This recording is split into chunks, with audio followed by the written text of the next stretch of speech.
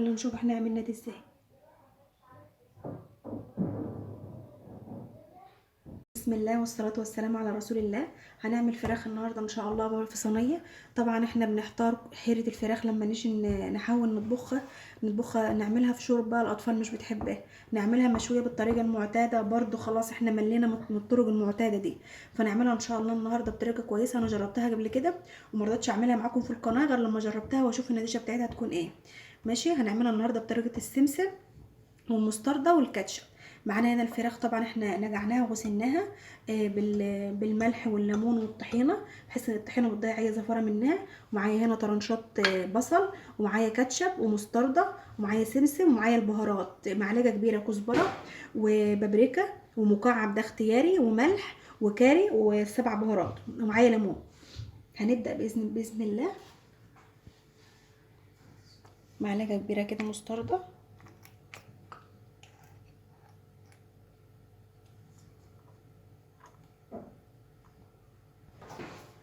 معلقتين كبار كاتشب.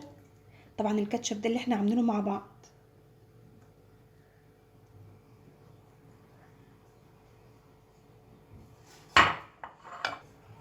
معلقه السمسم دول معلقتين، هننزل منهم معلقه بس ونسيب معلقه ايه علشان نحطها على وش الصينيه في الاخر. والليمونتين، عصير ليمونتين كبار.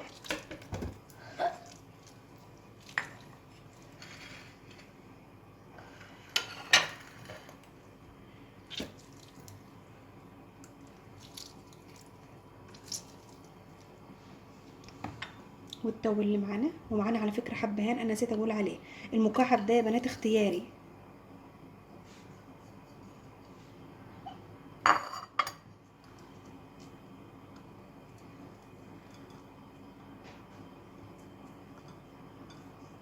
نحاول نتبل كويس. هتبلها خلاص كويس كده وردلك تاني. خلاص كده تبلناها وحطيناها في الصينيه، وحطيت في الصينيه من تحت رنشات طماطم وطرنشات بصل. ونحط بس معلقه زيت كبيره. هنقفل عليها فويل كويس خالص بحيث ان هي تستوي من غير ما نحط لها ميه خالص معانا. سيبها بس في التتبيله كده ربع ساعه وندخلها الفرن. ونعمل جنب الفراخ رز حبايه وحبايه عشان الفراخ معانا تستوي. وتلت الرز هنزل بتلت الرز كده، تلت الكميه اللي معانا.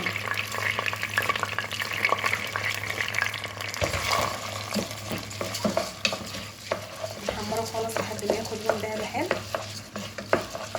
بعدين ننزل ببيض الرز التاني نحمره وارجلك تاني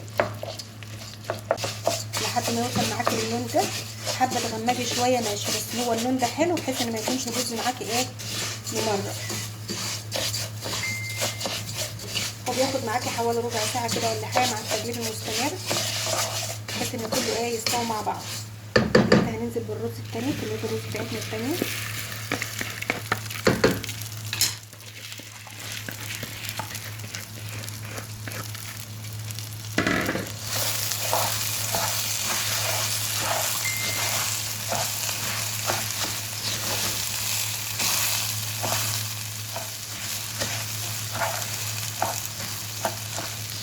نحاول ايه نقلبه مع بعض كده لما نحط الميه، بحيث الرز كل ما قلبت الرز كويس مع بعضه كده يطلع مفلفل في الزيت.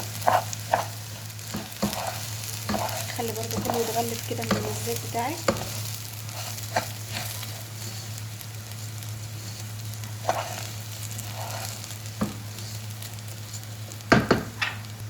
انا بحط ملح وبحط معلقه صغيره بس من الفلفل. نقلبهم مع بعض.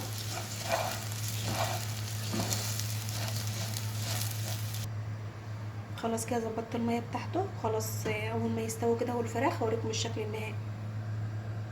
خلاص كده هي استوت، فطلعناها على الشوايه تاخد لون، ولما تطلع هوريها لكم. هي كده خلاص هي طلعت معايا من الفرن. دخلتها شوايه بس حوالي ربع ساعه، خدت لون وما زودتلهاش اي ميه خلاص يا بنات. هي خلاص بتنزل الميه بتاعتها وتستوي في عرقها كده، بس طبعا تكوني مغلفاها في فويل كويس. وهنغرف يلا مع بعض واوريك الشكل النهائي. كده وده الشكل النهائي بتاعها، واتمنى تكون عجبتكم. وبألف هنا يا رب اللي شاف الفيديو، وألف هنا اللي هياكل.